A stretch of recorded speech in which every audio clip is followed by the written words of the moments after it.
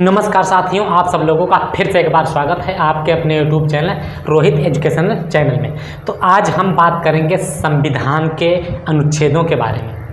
बड़े ही विस्तार पूर्वक अनुच्छेदों के बारे में जानेंगे। इससे पहले आप लोग हमारे वीडियो को अंत तक देखिए और चैनल को यदि सब्सक्राइब नहीं किया है तो सब्सक्राइब करिए और अपने अधिकारों को जानने की कोशिश करिए। क्यों? क्योंकि गांव में देहात में जो लोग अधिकार नहीं जानते हैं अपने, वो लोग सताए जाते हैं, मारे जाते, पीटे जाते हैं। किसके द्वारा? उस अधिकारियों के द्वारा। इसलिए आप अपने अनुच्छेदों के बारे में जानिए, शुरू से लेकर के अंत तक जितने भी अनुच्छेद हैं। 395 अनुच्छेद थे पहले, अब 470 हो गए हैं। तो इसलिए संशोधन होता रहता है। तो इसलिए हम एक अनुच्छेद एक से शुरुआत करते हैं कि अनुच्छेदों के बारे में जानते हैं। इसलिए आप लोग हमारे वीडियो के अंत तक बने रहिए। तो हम बात करते हैं अनुच्छेदों के बारे में। तो ध्यान से समझिएगा कि अनुच्छेद किसके बारे में हम बात करेंगे?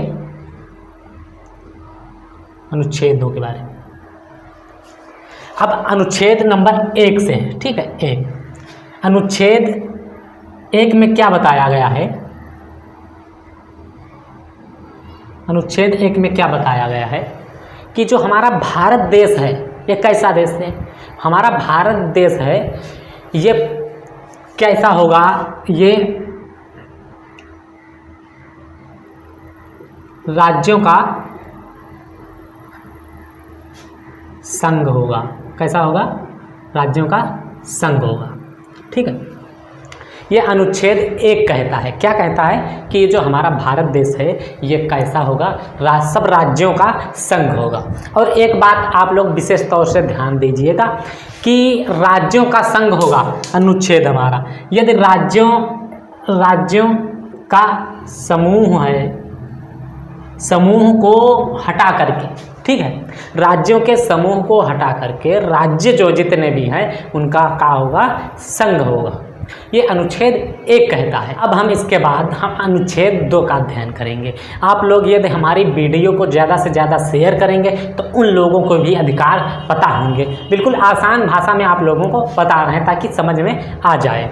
तो देखिए अनुच्छेद 2 में क्या होता है। अनुच्छेद 2 में ये होता है कि जैसे किसी राज्य का निर्माण करना है तो अनुच्छेद 2 जो है वो अनुच्छेद 2 ये संसद को शक्ति देता है और कहता है कि जाओ, संसद से कहता है कि संसद को कौन से अधिकार हैं? कहता है कि जो संसद राज्यों का निर्माण करती है, ठीक है, तो एक किससे शक्ति उसको मिलती है? ये शक्ति मिलती है अनुच्छेद 2 के तहत, ठीक है।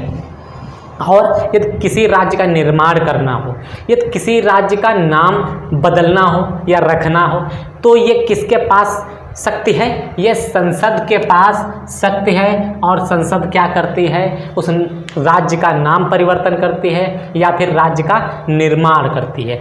तो ये अनुच्छेद 2 में है। नए राज्यों को गठन करने की शक्ति, नए राज्यों को गठन करने की शक्ति, ये अनुच्छेद 2 किसको देता है? ध्यान से देख लीजिए। अनुच्छेद 2 जो है ये शक्ति देता है संसद को, अधिकार देता है संसद को। कौन से अधिकार? 2 अधिकार देता है। भारत के संघ में अन्य राज्यों को शामिल करना और नए राज्यों का गठन करना। गठन कर ये इस शक्ति देता है कौन? अनुच्छेद 2 देता है। और अनुच्छेद 2 के तहत एक सीधा साधा एग्जाम्पल मैं आप लोगों को दिए देता हूँ। ये जो निर्माण हुआ इलाहाबाद था, पहले इसका नाम क्या था? इलाहाबाद था। इलाहाबाद था, इसको बाद में लिखा जाता इलाहाबाद। इसको बाद में नाम पड़ा, क्या नाम पड़ा? प्रयागराज। क्या नाम पड़ा? प्रयागराज। जब कभी भी किसी राज्य का नाम चेंज होता है तो वो किसके तहत होता है? अनुच्छेद 2 के तहत होता है। जिसने अभी मंत्री ने, हमारे देश के मुख्यमंत्री, जो प्रदेश के मुख्यमंत्री योगी आदित्यनाथ ने किसके तहत चेंज किया? इस अनुच्छेद 2 के तहत इलाहाबाद का नाम रख करके प्रयागराज रख दिया। अनुच्छेद हम 3 के बारे में जानेंगे कि अनुच्छेद 3 क्या कहता है। अनुच्छेद 3 देखिए, अनुच्छेद 3 कहता है और संविधान जो है, पहले थोड़ा जान लेते हैं, समझ लेते हैं कि संविधान अनुच्छेद 3 क्या कहता है, इसके बारे में देख लेते हैं। देखिए अनुच्छेद 3 कहता है ये कि ये जैसे कोई राज्य है, जब कोई राज्य है, राज्य के सीमा में परिवर्तन करना हो, किसमें, सीमा में, राज्य के नामों में परिवर्तन करना हो, या किसी भी राज्य क्षेत्र को घटाना हो, किसी भी राज्य क्षेत्र को बढ़ाना हो, तो ये जो नियम है, कानून है, यह संविधान इसको शक्ति देता है। संविधान शक्ति देता है, किसको शक्ति देता है, संविधान शक्ति संसद को देता है और कहता है, क्या कहता है कि तुम जाओ और जितने राज्य हैं, कहता है कि कभी भी ज़रूरत पड़े तो उस राज्य का नाम परिवर्तन कर सकते हो, उसकी जो सीमा है, उसका जो क्षेत्र है, उसको घटा सकते हो या बढ़ा सकते हो। ये कौन कहता है, ये संसद से संविधान कहता है, अधिकार देता है। किस तहत, किसके अनुच्छेद के तहत, ये अनुच्छेद 3 के तहत अधिकार देता है और बताता है। और एक बात और, जब कभी भी संविधान ने जब कभी भी संसद ने कदम उठाया है किसी राज्य को बदलने में, राज्य को बदलने में, किसी के नाम को बदलने में, तो यहाँ पर ध्यान देने योग्य बात यह है कि संसद सीधा राज्य का नाम बदल सकती है, ठीक है, सकती है। ये राज्य से अनुमति नहीं मांगेगी,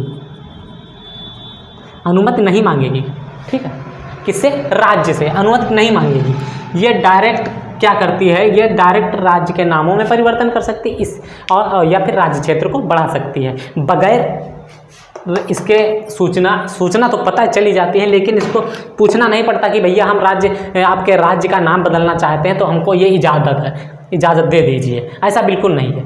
यह संविधान इसको शक्ति देता है कि बिना पूछे उससे तुम राज्य का नाम बदल सकते हो या राज्य क्षेत्र को बढ़ा या घटा सकते हो। तो अनुच्छेद 3 तक मैंने आप लोगों को बताया और अनुच्छेद 3 तक बताया। इस 3 के बारे में विधिवत जानकारी हम अगले वीडियो में देंगे।